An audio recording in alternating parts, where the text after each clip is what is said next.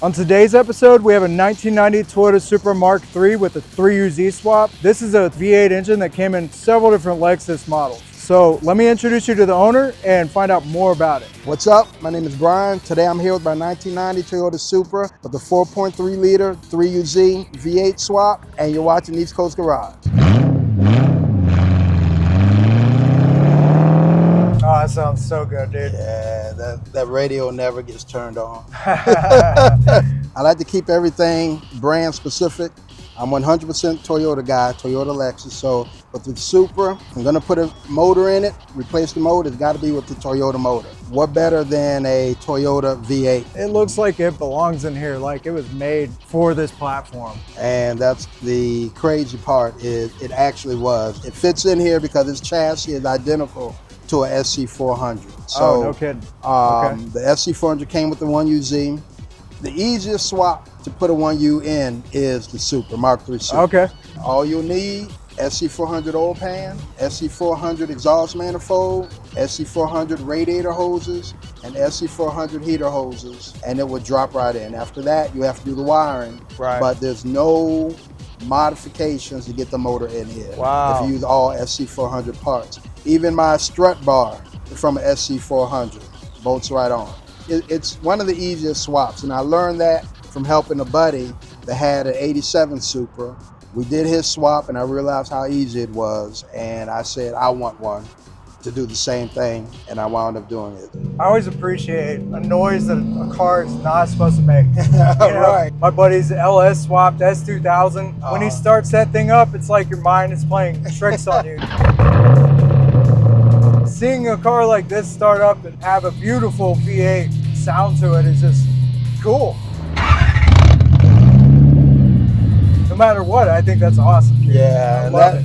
that's the attraction to me with the V8, is just it sounds good. you Yeah, know. and what exhaust is on this? It's got the stock SC400 exhaust manifold, 2.5-inch pipe to an X pipe right behind the transmission, but then it goes to a Y pipe right before the diff, and a single out where you see the single muffler. What would you have to say to any of the 7M purists that are watching this video right now?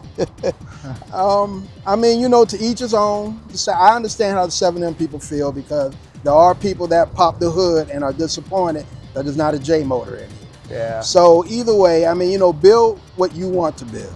But if you're someone that wants advice or is looking to build a fun car and does not want to go with the older technology of the 7M and keep it 100% Toyota and keep it affordable, because 1Js and 2Js are no longer cheap. 1U all around. 1U all around. When you swap the world, Exactly. or 3U. Money-wise, power-wise, fuel efficiency-wise. To me, it just made sense to go 1U. Lighter than the 7M, 100 more horsepower than the 7M. They have adapter kits out there to put your manual transmission up to it if that's what you want to do. And it's more modern. Why did you go with the 3UZ instead of some of the other V8s like a 1U or a 2UZ? I initially had a 4-liter 1UZ VVTi in here, installed it, got it running, and then one day on Craigslist, a 4.3 3UZ showed up, $300 in Charlotte, North Carolina. So I jumped in my red truck, drove all the way down to Charlotte, picked the motor up, brought it home, looked at the 4.3 and the 4-liter and realized they were identical. All I had to do was put the motor in, put my 4-liter harness on it, and it ran the motor. So if you can go from a 4-liter to a 4.3, why not? Yeah. Just do it. And I can tell from you just like barely touching it that this thing is super torquey. Yeah, and unfortunately I can't take full advantage of it because I played cheap and put a cheap clutch in. I tell all my buddies that I helped do the swap to get a South Bend Stage 3 clutch for a Turbo MR2. None of them have any issues with it. It's a perfect clutch. Yeah. But in my own build, I always cheap out, and I constantly pay the price. So the clutch in this is a Turbo MR2 clutch, but it's a Napa brand, heavy duty. Oh, okay. Give it 75% throttle and it'll start to slip. Oh, man. So this fall, I'll be pulling out the transmission again Okay. to put a South Bend clutch in it. Now, there's a lot of debate out there, you know, VVTi versus non-VVTi. The first iteration of the 1UZ was a non-VVTi, and it had thicker connecting rods on it, making it stronger for boosted applications or high horsepower applications. I have both vehicles at home. I have V8 1UZ powered, first gen non-VVTi, and I have VVTi. The difference in performance is night and day for a daily driver. The power delivery in the VVTi is so much better. More low-end torque.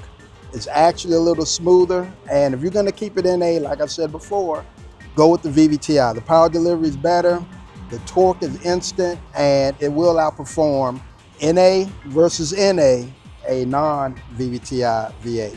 It's just better all around.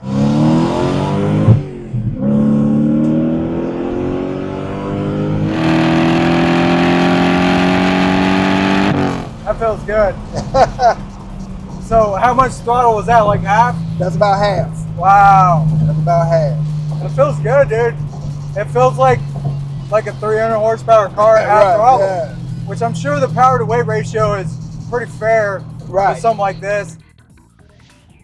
It's an R154 out of a turbo Supra, and in this, it had a W58 in it, but I decided to try R154, and it's a good combination, matching the torque band with the V8, and then the rear diff that I have in here. It's a good combination. That's cool. Yeah, it's working out better than the W58 gear ratio wise. Right. Yeah. So found out a couple years ago, someone found out that Mercedes 4-piston Brembo calipers will bolt right up to the Supra spindle. The rotor is also Mercedes, from the Mercedes crossover, the R350. And bolts right on and works flawlessly. It's a perfect fit. Nice. Yeah. I bet they're better brakes than that train behind us. Oh. Yeah, they work awesome. No complaints at all, good upgrade. One thing that separates this from most other Mark III Supras I've come by is just the overall stance look. I love the wheels and tires combo, the suspension, car sits just right down low. I love the LED lights up front, smoke the lenses. For me, wheels and tires will make or break a car. Yeah. Initially, I've always hated black wheels, but I thought that black gloss, high gloss wheels would have looked good on here. And that's what I was looking for. But then I came across these, and these are chromium black. So they have a gunmetal look to them under certain lighting, and then under other lighting, they'll be black. But I like the gunmetal tone to here because to me, it matches the trim really well. So you're right. When you stand back, it'll match the trim, and then under certain lighting, they'll be black. So the fitting is a 18x9 in the front with a 20mm offset, and 18x10.5 in the back with the 20mm offset. And one thing about the Supras is you can fit a lot of wheel and tire in the Mach 3 Supra, and it will take it'll sit flush. So those are 285 35s on the back. It does look like they poke out, but they don't rub. And 255s on the front, 35s. Yeah, and even having just, a little bit wider on the front, because this probably had like 225s or 225 50s is what came on it. I built a 1U-Swapped Supra for a friend of mine, and we got it together. It felt real good, and then I wanted one. I wasn't really looking for one. I just felt that, it was something I would, if the chance came, I would build one. In the meantime, I found a Cressida running $800. I said, I'll put a 1U in that, but with the 5-speed manual.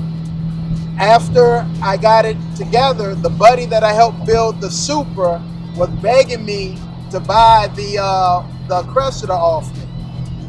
And so I just told him, if you find a Supra, a Mark III Supra, that's clean, original, interior, and a good body, we could swap titles. And a week later, he finds this Supra on Craigslist for $2,500, running 100% complete and had everything I wanted. It was a 90, which I like the front end of the 90.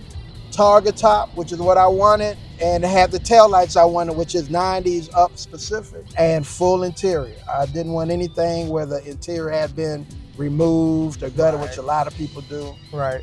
Full interior. And he brought it over my house. I knew I had a blown head gasket at the time, but I didn't care because I was gonna pull the motor out. And it was also already manual. So it was essentially pull out the 7M and drop a 3U in it. Right. It was an easy, quick swap. So that's how we got it. Everything in this is held up. The dash, no cracks. That's one thing about the older Toyotas that I like. The 90s model is everything just held up, the plastics and everything. I like the emblems you have on the front grille with the TRD, the V8. I mean, gotta have the V8. Yeah, got it. Sounds good. It's easy. It's affordable. It's lighter. Yeah, I mean, the list can just go on and on. I mean, and it's different too. You know, a lot of people pop up the 7M or do a 1J or 2J swap. You pop the hood, they all kind of look the same. It feels like such a solid car. Yeah, and that's one thing I like about the Supra is it is, even with this age, it feels solid. So yeah, dude, thanks for giving us a ride. This thing's super awesome. And I love this thing just as much as your Toyota pickup. Yo, thanks again, Brian, for showing us your awesome Mark III Toyota Supra and for sharing all your knowledge. Be sure to check him out at YotaRIP on YouTube and Instagram for more on all of his Toyota builds. If you like this video, you'll also enjoy his 1UZ swap Toyota pickup and Emily's 77 Celica with a 1UZ swap as well. Thanks for checking this out, and we'll see you in the next one.